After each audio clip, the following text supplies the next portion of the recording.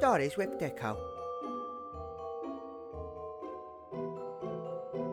Our story starts in the peaceful region of Israel around 4 BC. A young lass by the name of Mary, who's a proper virgin by the way, is hanging around with this bloke called Joseph, who's a carpenter. Now, these two aren't banging, Mary's playing hard to get and Joseph's putting his time in. One spooky Halloween night, whilst Mary was probably kicking back watching Jeremy Kyle, an angel appeared before her eyes. Mary rightly shit her pants. Jesus Christ! What the fuck do you want? Fear not, Mary. I come bearing news. God has decided to give you his mighty seed, and you shall carry his child. No fucking chance! Joseph will lose his shit! We'll see about that, smiled the angel. Suddenly, God walked through the door, laughing whilst untying his silk dressing gown. And just like magic, Mary was pregnant. After some intense therapy, Mary finally confided in Joseph. Joseph was rightly pissed, but God sent down a firm of angels to reassure him. 9 months passed, Joseph and the heavily pregnant Mary got an Uber and headed down to Bethlehem for a census or some shit. As they arrived in Bethlehem, the local football derby was on and Premier Inn was fucking packed. As they looked for somewhere to stay, Mary's waters suddenly broke. Shit out of luck,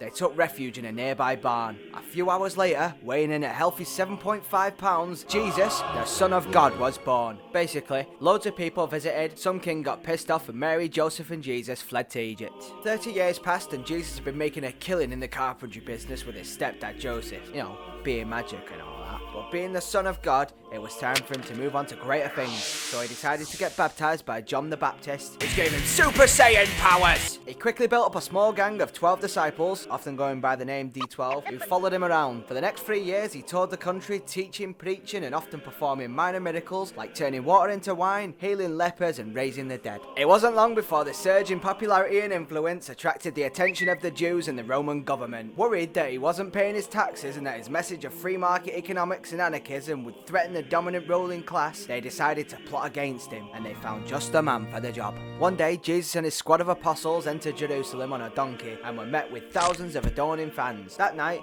Jesus and the lads were at his secret lair having some cheeky Nando's and some good old-fashioned banter, aka the Last Supper. During the meal, one of his disciples named Judas slipped out unnoticed and headed straight to the local Roman authorities. The little snitch bastard told them that Jesus would be going to the Garden of Gethsemane to pray later on that night, and a plan to arrest him was set in motion.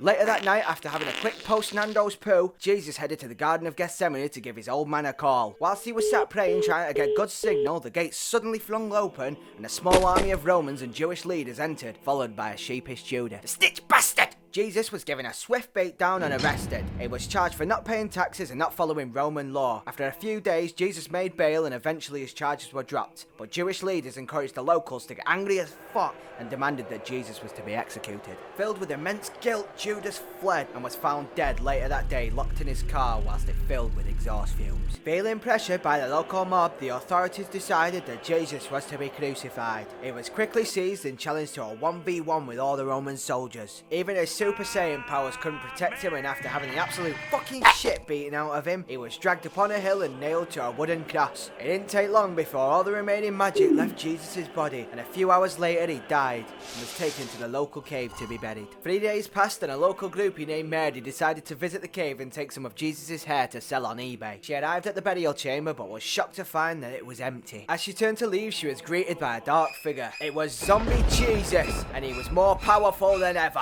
Before she had a chance to scream, he spoke.